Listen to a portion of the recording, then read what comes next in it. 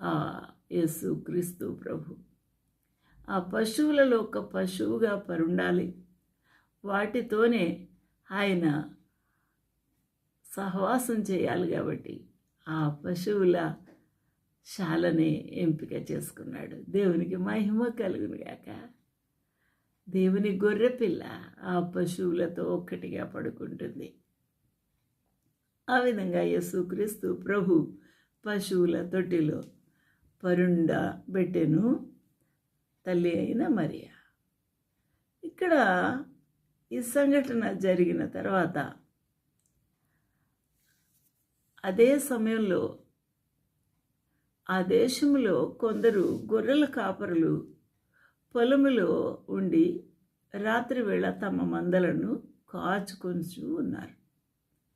ఎందుకు రాత్రివేళ మందలను కాస్తున్నారు అనగా,